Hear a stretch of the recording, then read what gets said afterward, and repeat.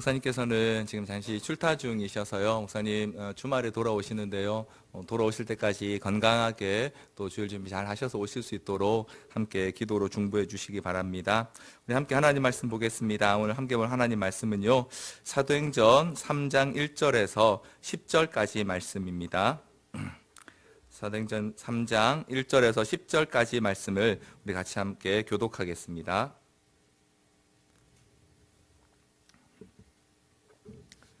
사도행전 3장 1절부터 10절까지 같이 교독하겠습니다. 제가 먼저 읽겠습니다.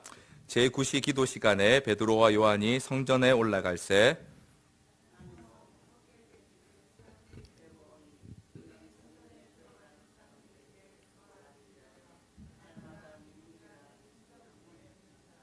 그가 베드로와 요한이 성전에 들어가려 함을 보고 구걸하거늘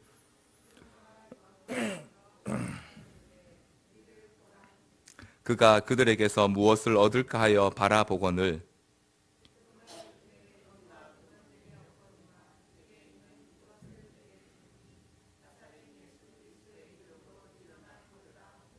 오른손을 잡아 일으키니 발과 발목이 곧 힘을 얻고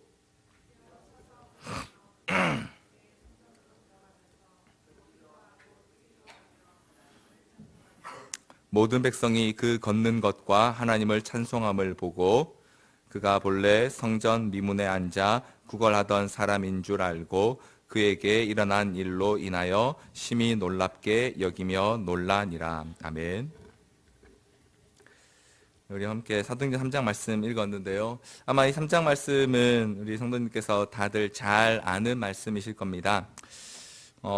성경을 이렇게 자세히 조금 더 깊이 읽기 위해서는요, 우리가 가져야 될 중요한 한 가지 자세가 있습니다. 그것은 바로 왜라고 한번 질문해 보는 것입니다. 하나님 말씀이기 때문에 오류는 분명히 없습니다. 하지만 왜 하나님께서 이렇게 말씀하시는지, 혹은 왜 이걸, 혹은 왜 굳이 이때에 말씀하시는지를 생각해 보고 또 살펴보는 일은 하나님께서 우리에게 특별히 말씀을 통해서 의도하시고 또 우리를 인도하시는 것들을 더 잘 발견하고 깨달을 수 있는데 굉장히 큰 도움을 줍니다. 그래서 성경을 읽을 때에 왜 혹은 무엇 때문에 라고 질문해 보는 것은 굉장히 성경을 잘 이해하는 데 큰 도움을 줄 수 있습니다. 오늘 함께 읽은 사도행전 3장 말씀은 앞서 말씀드린 것처럼 우리가 굉장히 익숙하게 잘 알고 있는 본문입니다. 자, 그런데 이 본문을 우리가 좀 더 잘 이해하기 위해서 한 가지 해야 할 질문이 있습니다. 그 질문을 발견하기 위해서 사도행전 2장 43절을 우리 같이 한번 먼저 읽겠는데요. 사도행전 2장 43절 말씀을 같이 한번 읽겠습니다. 시작. 사람마다 두려워하는데 사도들로 말미암아 기사와 표적이 많이 나타나니. 자, 여기 보십시오. 사도행전 2장 초반부에 모여있는 마가의 다락방에 모여있던 그 성도들에게 성령이 임하시고 나서 예루살렘에 있던 모든 사람들에게 여러 난곳 방언으로 하나님께서 행하신 큰 일들을 말하는 그런 사건이 있었습니다. 자, 그 이후에 많은 사람들이 세례를 받고 믿게 되었고요. 오늘 함께 읽은 2장 43절 말씀에 나오는 것처럼 사도들로 말미암아 많은 기사와 표적, 곧 기적과 같은 일들이 나타났다라고 그렇게 말하고 있습니다. 자, 기사와 표적이 얼마나 나타났다고 본문이 지금 여기 보여지고 있습니까? 많이 나타났습니다. 네. 자, 그런데 그 기록이 있고 나서 바로 첫 번째 기록된 기적이 무엇이냐면 바로 우리가 함께 읽었던 사도행전 3장에 기록되어 있는 성전 미문에 나면서부터 걷지 못하던 사람을 베드로와 요한이 일으킨 사건입니다. 많은 표적과 기사가 있었는데 굳이 그 중에 왜 이 사건을 먼저 기록하셨을까요? 이 사건이 시간적으로 가장 먼저 일어나서 그런 걸까요? 아니면 이 사건에 뭔가 특별한 의미가 있기 때문일까요?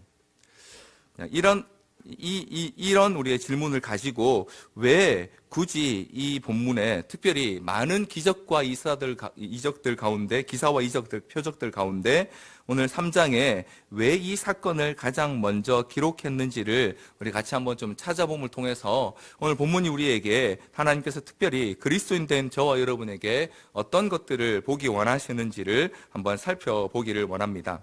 자, 오늘 본문을 좀 더 자세하게 한번 살펴보기 위해서요. 먼저 1절을 같이 한번 읽도록 하겠습니다. 1절 같이 한번 읽겠습니다. 시작. 제9시 기도 시간에 베드로와 요한이 성전에 올라갈새. 여기 보니까요, 제9시 기도 시간에 베드로와 요한이 성전에 올라갔다라고 말하고 있습니다.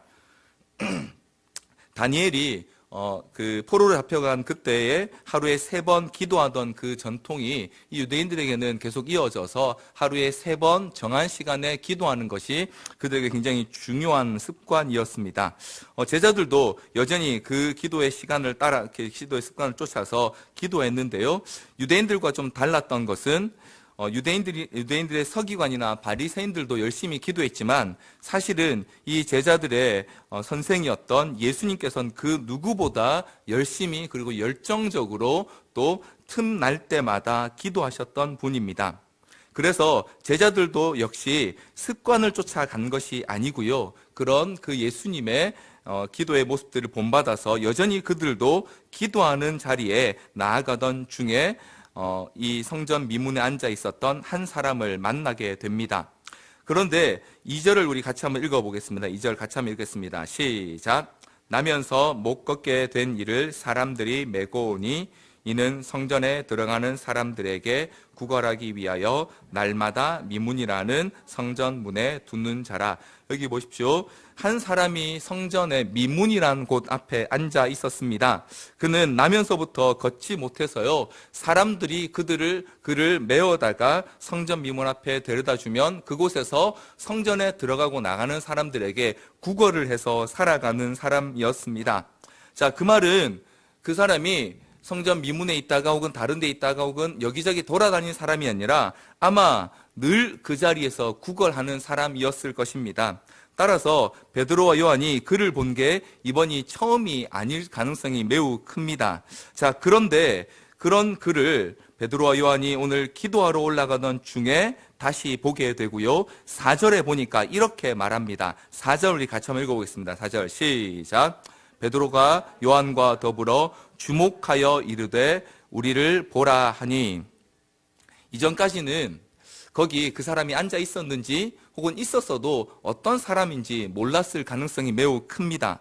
그런데 지금 베드로와 요한이 기도하러 올라가던 중에 그를 주목해서 보게 됩니다. 주목해서 본다라는 것은 자세히 살펴서 그 사람이 어떤 사람인지 또 그 사람이 어떤 형편에 있는지를 본다라는 의미입니다. 자, 그런데 성경에서 대부분 주목해서 보는 경우에는요, 2가지의 일이 일어납니다. 하나님께서 하신 일들에 대하여 주목하거나 혹은 이후에도 나오지만 어떤 사람이 행한 놀라운 일에 대해서 관심을 가질 때에 주목하다라는 이 단어를 사용하는 것을 볼 수 있습니다. 그 예를 우리 3장 12절에서 볼 수 있는데요. 함께 읽지는 않았지만 3장 12절 말씀을 우리 같이 한번 읽어보겠습니다. 3장 12절 같이 읽겠습니다. 시작.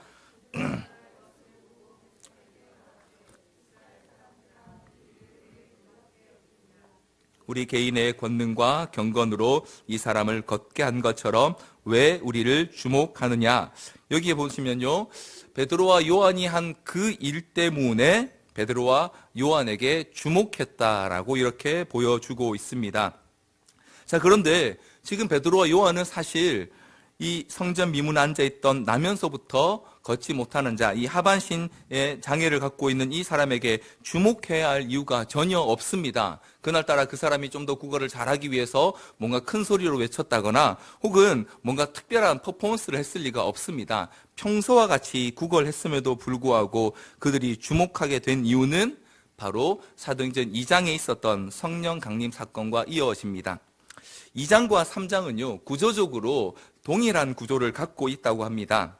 2장에 보시면 2장 1절부터 성령 강림 사건이 기록되고 있는데요. 그리고 나서 바로 이어지는 사건이 뭐냐면 바로 베드로가 그 일에 대해서 여러 사람들에게 설교하는 장면이 길게 이어집니다. 그리고 나서 그 설교를 들은 사람들이 어떻게 반응했는지를 보여주고 있는데요. 3장도 똑같습니다. 3장 1절부터 우리 함께 읽은 10절까지에 보면 성전 미문에 앉아있던 사람을 일으키는 기적이 기록되고 있고요. 그 다음에 베드로가 솔로몬의 행각에서 설교를 하게 되고요. 그리고 그 설교에 대한 반응이 이어지는 4장에 기록되어 있습니다.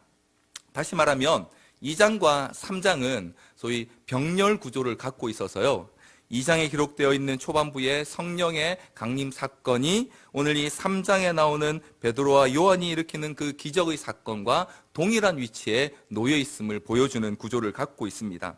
그래서 여기서 베드로와 요한이 지금 늘 그 자리에 있던 날마다 성전 미문에 앉아서 구걸하던 그 사람을 주목하게 된 이유는 바로 성령께서 그들로 하여금 그 사람 가운데 행하실 일들에 대하여 깨닫게 하셨거나 혹은 그들 마음에 인도하심을 주셨기 때문인 것입니다.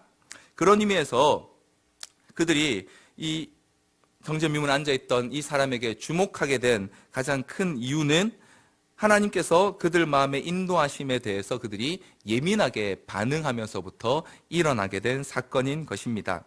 자, 이렇게 해서 주목받게 된 사람에 대해서 우리 한 번 더 조금 자세하게 살펴보기 원하는데요.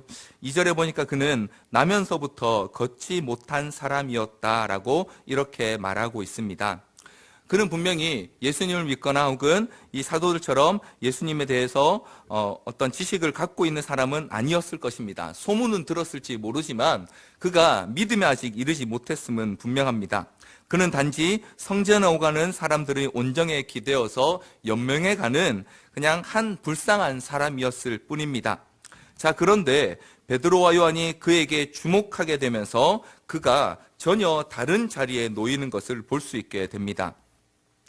이 베드로와 요한이요, 그에게 다가가서 5절로 6절에 이렇게 말씀하는 것을 볼 수 있는데요. 우리 5절 6절을 같이 한번 읽어보겠습니다. 같이 읽겠습니다. 시작. 그가 그들에게서 무엇을 얻을까 하여 바라보거늘 베드로가 6절 같이 읽겠습니다. 베드로가 이르되 은과 금은 내게 없거니와 내게 있는 이것을 내게 주노니 나사렛 예수 그리스도의 이름으로 일어나 걸으라 하고. 베드로 요한이 이 날 때부터 걷지 못하는 사람을 주목한 이후에 그에게 선언한 것이 6절에 보니까 이렇게 말합니다. 은과 금은 내게 없거니와 내게 있는 것을 내게 주는데 그게 뭐냐? 바로 나사렛 예수 그리스도의 이름으로 일어나 걸으라 라고 이렇게 선언하고 있습니다. 자, 여기 보시면 나사렛 예수 그리스도의 이름으로 일어나 걸으라 라고 이렇게 표현하고 있는데요. 이 나사렛 예수 그리스도의 이름이라는 표현은요, 사실 사도행전 전체에서도 오늘 여기 기록되어 있는 3장 6절과 4장 10절에 단 2번밖에 나오지 않는 표현입니다. 자, 그런데 이 나사렛 예수 그리스도라는 표현이 일찍이 등장하는 자리가 있습니다. 요한복음 19장 19절 말씀인데요. 우리 같이 한번 보겠습니다. 요한복음 19장 19절 말씀 같이 읽겠습니다. 시작. 빌라도가 패를 써서 십자가 위에 붙이니 나사렛 예수 유대인의 왕이라 기록되었더라. 십자가에 매달리신 예수님의 머리 위에 이 죄패, 그 사람의 죄를 기록하는 그 명패에 뭐라고 썼냐면 빌라도가 나사렛 예수 유대인의 왕이라고 기록하게 했습니다. 자, 이게 유대인들과 대제사장들은 기분이 나빴습니다. 그래서 이어지는 19장 21절에 보면 이렇게 이야기하고 있습니다. 제가 읽어드리겠습니다. 유대인의 대제사장들이 빌라도에게 이르되 유대인의 왕이라 쓰지 말고 자칭 유대인의 왕이라 쓰라 하니, 나사렛 예수 그리스도라는 이름은요, 사실 이 유대인들과 예수를 죽이기 위해서 공모했던 대제사장들과 서기관들 그리고 바리새인들에게는요, 어떻게든 좀 피하고 싶은 이름이고 별로 언급하고 싶지 않은 이름입니다. 또 그 당시의 사람들에게도 어떻게 보면 숨기고 싶은 이름입니다. 왜 그렇습니까? 십자가에 처형당해 죽은 죄수의 이름이기 때문입니다. 그런데 오늘 베드로와 요한은 은과 금을 기대하는 그 구걸하는 사람에게 나사렛 예수 그리스도의 이름으로 일어나 걸으라 라고 이렇게 말하고 있습니다. 그러면서 그 앞에는 은과 금은 내게 없거니와 라고 이렇게 기록하고 있습니다.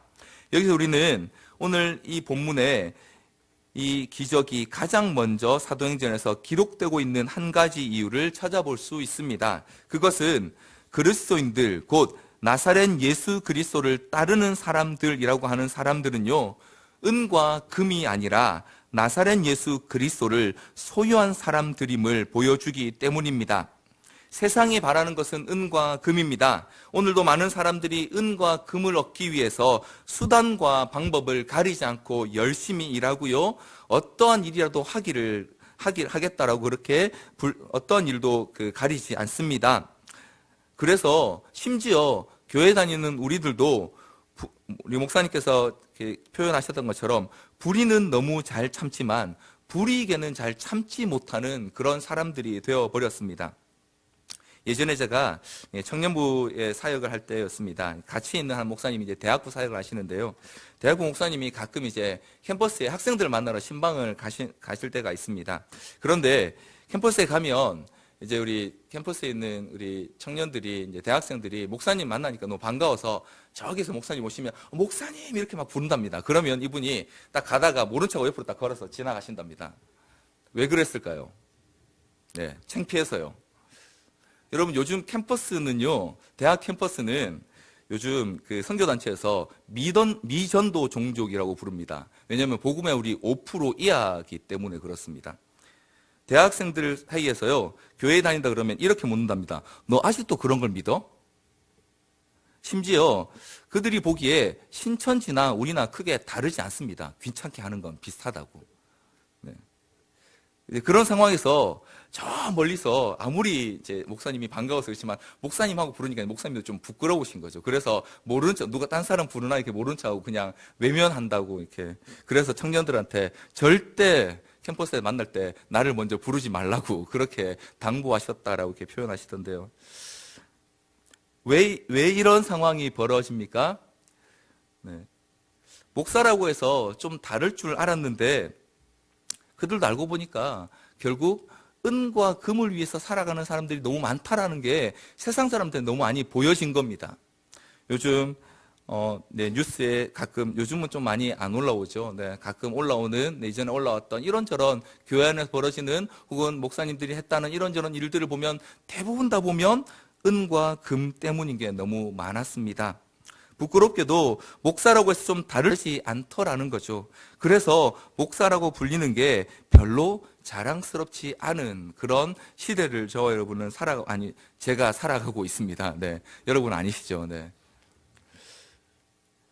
세상에서 그리스도인들이 부끄러워지는 이유는요, 우리가 은과 금을 가지지 못했기 때문이 아니라요, 사실은 세상은 우리가 은과 금은 없어도 나사렛 예수 그리스도의 이름은 가졌을 거라고 기대하는데, 우리가 반대로 나사렛 예수 그리스도의 이름을 가지는 거는 뭐 있으면 좋고 없으면 뭐 크게 관계없지만 우리도 은과 금이 있어야 되는 것처럼 살아가는 모습이 보여지기 때문에 세상 사람들이 우리에게 실망하게 되는 것입니다.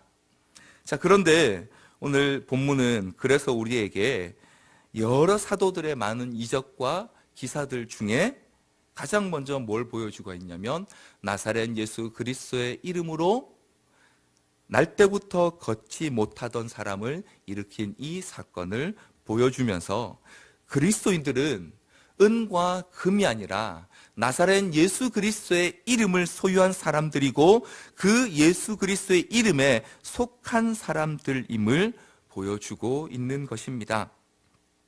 바로 그분이 보내신 성령 때문에 아무도 관심을 갖지 않았고 베드로와 요한조차도 그 전에 잘 알지 못했던 성전 미문에 앉아있던 그 장애인에게 주목했고요. 그에게 나사렛 예수 그리스도 이름을 주었을 때에 그 이름이 그를 일으켜 세우는 역사가 일어났던 것입니다. 자, 그러면 오늘 저와 여러분도 이제 집에 돌아가시다가 혹 길에 앉아 계신 분이 있으면 다가가셔서 오른손을 내미시고 붙잡으신 다음에 나사렛 예수 그리스도 이름으로 일어나 걸으라 하셔야 될까요? 여러분 한번 생각해 보십시오. 혹 여러분 주변에 지금 은과 금이 아니라 나사렛 예수 그리스도가 필요한 분은 없으십니까?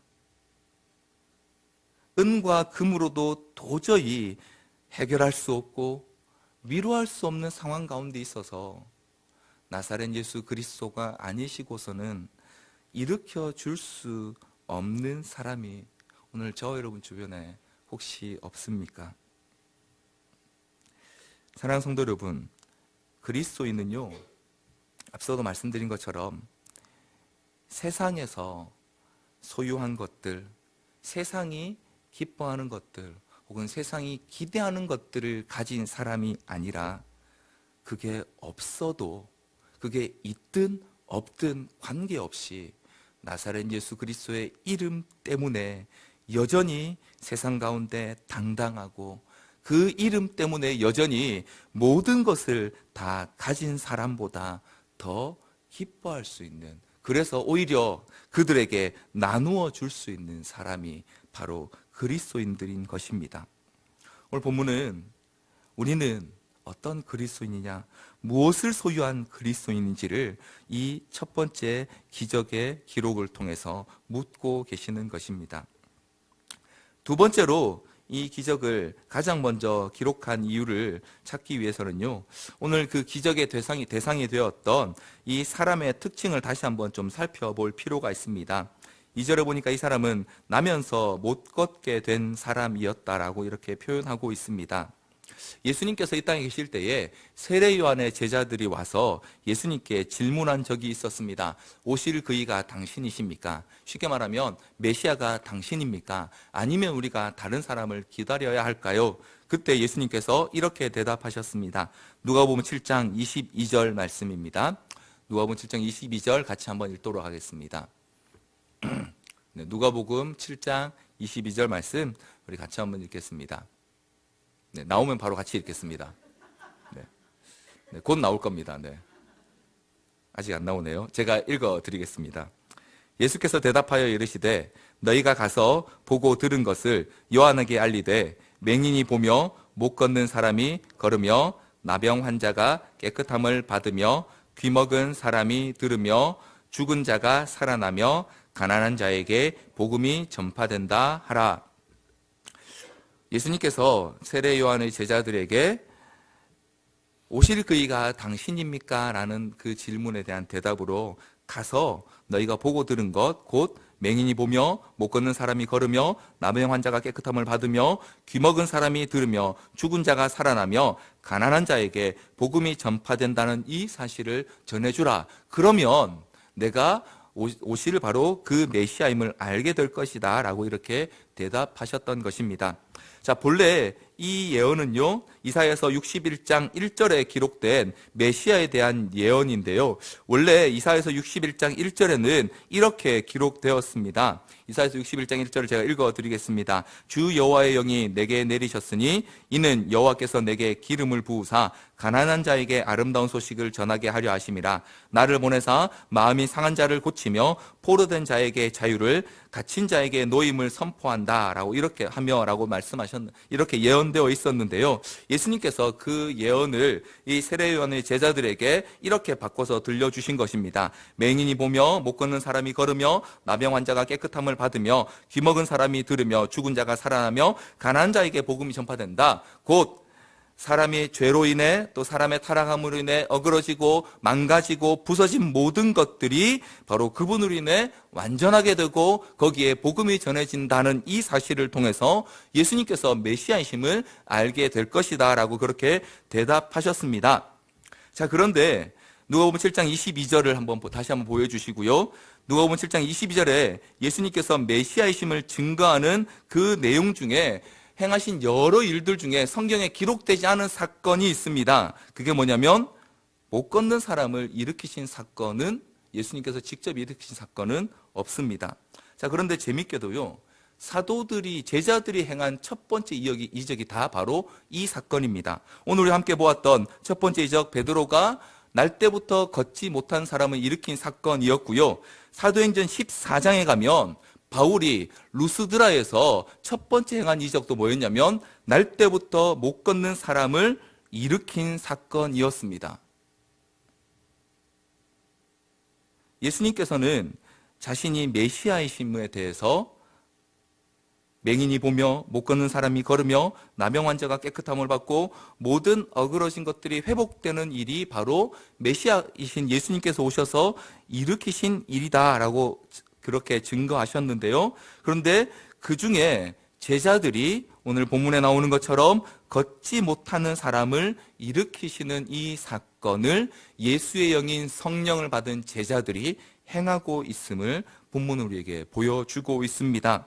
그래서 오늘 본문이 가장 먼저 다른 그 어떤 기적도 아니라 날 때부터 걷지 못하는 자를 일으키신 이 사건을 기록하는 이유는 그리스도인들은 나사렛 예수 그리스도의 이름을 소유한 사람들일 뿐만 아니라 그분의 사역을 이 땅에서 이어가는 사람들이란 사실을 보여주기 위해서인 것입니다.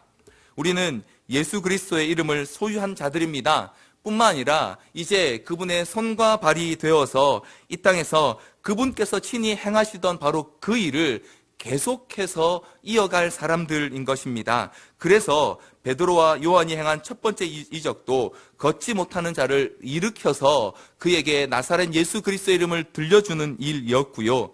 바울도 루스드라에서 발을 쓰지 못하는 한 사람이 있는데 그 가운데 구원받을 만한 믿음이 있는 것을 보고 큰 소리로 그에게 내 발로 일어서라 라고 말할 때 그 사람이 일어서게 되는 역사가 일어나게 된 것입니다. 바울과 베드로의 경건의 능력이 아니라 바울과 도의 능력이 아니라 예수 그리스도의 이름을 소유한 자들이 또 그분의 사역을 이 땅에서 이어받도록 부름받은 저와 여러분이 해야 할 일이 바로 이 일이란 것을 오늘 본문은 우리에게 보여주고 있는 것입니다. 그래서 사도들이 행한 여러 표적과 기사들 중에 굳이 하나님께서는 베드로와 요한이 성전 미문에 앉아있던 날 때부터 걷지 못하는 사람을 일으키신 그 사건을 통해서 그리스도인들이 은과 금이 아니라 나사렛 예수 그리스도를 소유한 자들이며 그리고 그분이 이 땅에서 행하셨던 그 일을 계속해서 행해가는 자들임을 우리에게 분명하게 보여주고 계십니다. 뿐만 아니라 오늘 이 본문에 기록되어 있는 이 베드로가 나면서부터 걷지 못하는 사람을 일으킨 이 사건을 통해서 이 기적이 일으킨 결과를 통해서 한 가지를 더 우리는 볼 수 있는데요. 10절에 8절 9절에 보니까 8절 9절에 우리 8절 9절 10절을 같이 한번 교독하도록 하겠습니다. 8절부터 제가 먼저 읽겠습니다. 뛰어서서 걸으며 그들과 함께 성전으로 들어가면서 걷기도 하고 뛰기도 하며 하나님을 찬송하니 10절 같이 읽겠습니다. 그가 본래 성전 미문에 앉아 구걸하던 사람인 줄 알고 그에게 일어난 일로 인하여 심히 놀랍게 여기며 놀라니라. 베드로와 요한이 날 때부터 걷지 못한 사람을 일으킨 그 사건 때문에 일어난 작은 결과는 오늘 본문에 나오는 것처럼 그 사람이 일어나서 걸을 뿐만 아니라 뛰면서 하나님의 성전에 들어가서 찬양하는 일이었습니다. 자, 그런데 그 뒤에 그 사람들로 인해서 베드로가 솔로몬 행각에서 설교를 하게 됩니다. 그것이 12절부터 오늘 3장 마지막 절까지에 기록되어 있는 예수 그리스도께서 너희가 죽인 예수 그리스도께서 부활하셨다라는 이 사실을 기록하고 있는 설교인데요. 근데 참 재밌는 것은 여러분, 베드로와 요한이 기적을 일으켰고요. 그리고 아주 멋있는 설교를 솔로몬 행각에서 여러 사람들에게 했습니다. 그런데 그렇게 한 결과로 가장 먼저 일어난 사건이 뭐냐면 바로 그들에 대한 박해입니다. 사도행전 4장 1절부터 3절까지를 우리 같이 한번 읽도록 하겠습니다. 사도행전 4장 1절부터 3절까지 1절부터 3절까지를 같이 한번 교독하겠습니다. 제가 먼저 1절 읽겠습니다. 사도들이 백성에게 말할 때에 제사장들과 성전 맡은 자와 사두개인들이 이르러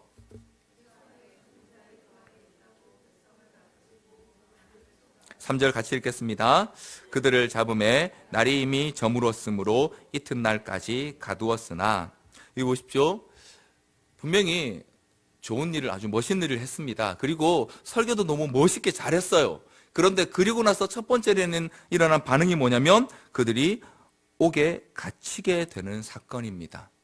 박해를 받게 됩니다. 이전까지 없었던 일이 갑자기 이제 물리적인 폭력이 일어나기 시작했습니다. 그들이 예수 그리스도의 부활을 전하는 것 때문에 이제 본격적으로 박해를 당하게 되는 사건이 이 4장 1절부터 기록되고 있는데요. 그런데 또 한 가지 재밌는 것은 이어지는 4장 4절에는 보니까요, 바로 그 말씀을 들은 사람들 중에 믿는 자가 많아서 남자만 5,000명이 믿는 일이 또한 일어나게 됩니다.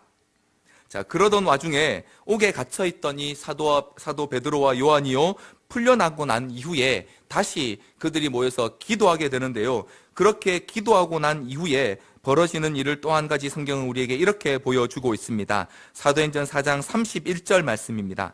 4장 31절 말씀 우리 같이 한번 다 같이 읽겠습니다. 시작.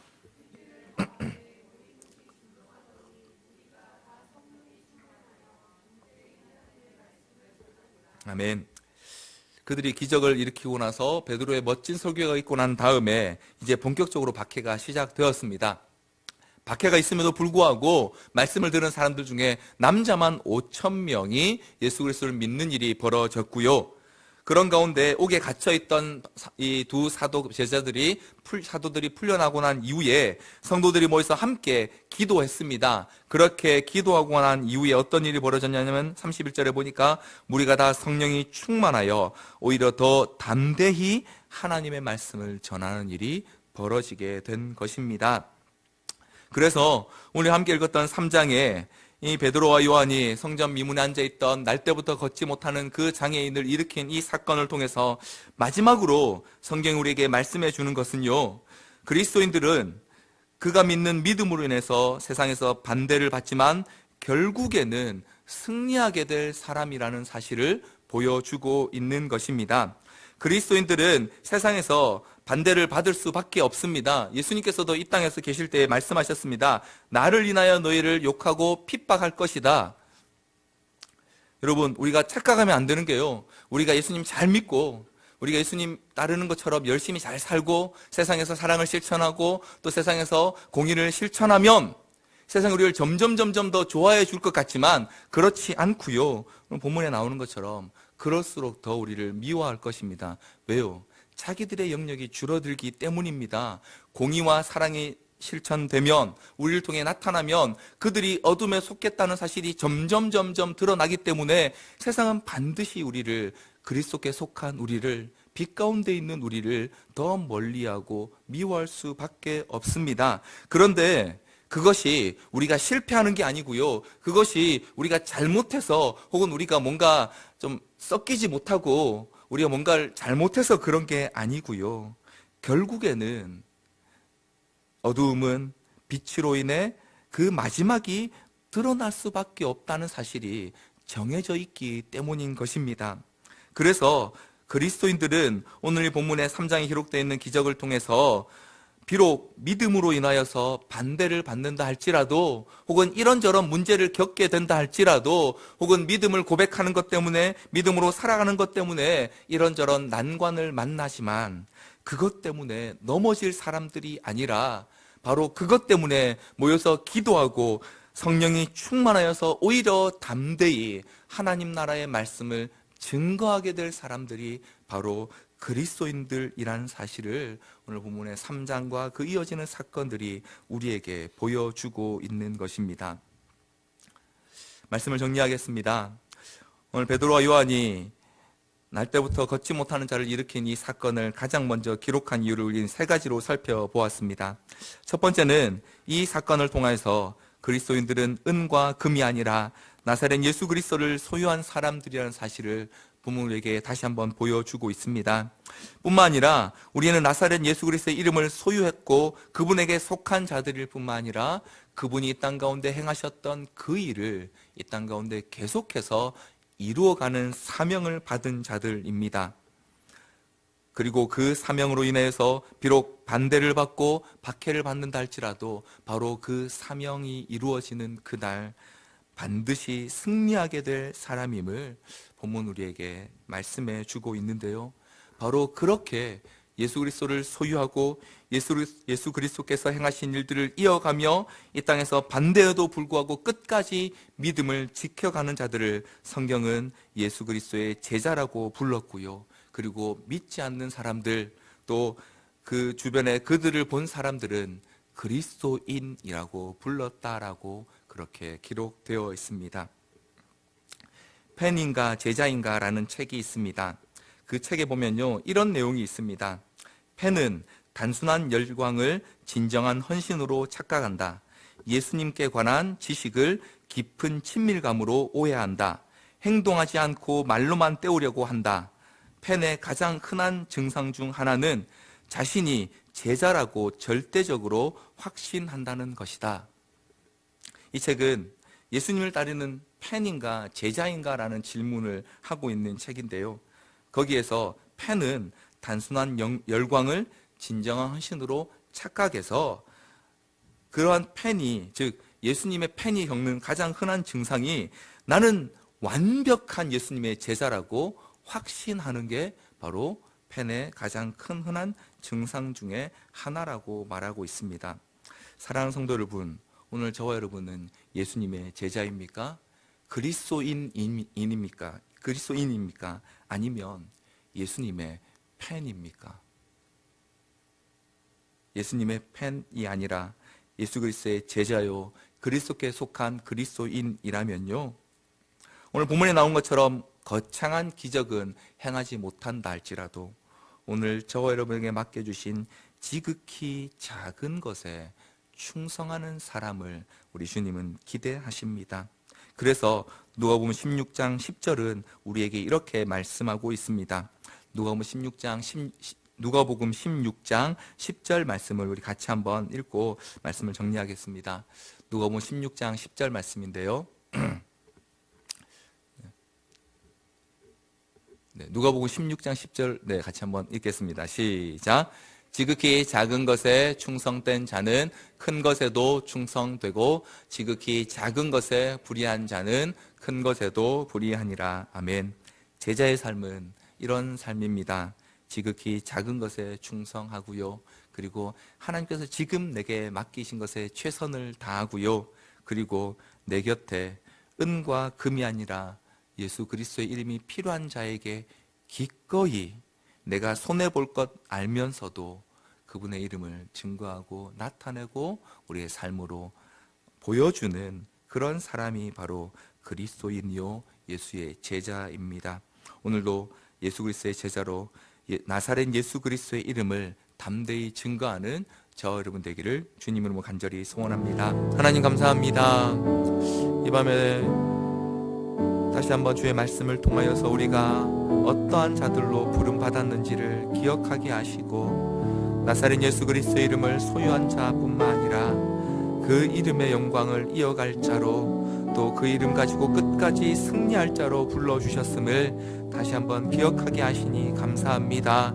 주님, 내일부터 시작되는 그 하루 가운데 그와 같이 그리스도와 동행하는 자, 그리스도께 속한 자로 살아갈 수 있도록 주님 이 밤에 사랑하는 주의 백성들에게 더 큰 은혜를 더하여 주시옵소서. 더 굳게 주의 이름 붙들게 하여 주옵시고 주의 이름 가운데 견고히 선자 되어서 반대를 당할 때에, 조롱을 당할 때에 아버지 넘어지는 자들이 아니라 오히려 빌기를 다하고 더 담대히 하나님의 말씀을 증거하는 자 되게 하여 주옵시고 또한 그 이름 때문에 또 그 이름이 주시는 그 놀라운 기쁨 때문에 하나님 은과 금 내게 없어도 내게 가진 것으로 내게 주노라 담대히 선포할 수 있는 주의 자녀들이 되게 하여 주시옵소서. 감사드리며 예수님 이름으로 기도드립니다. 아멘.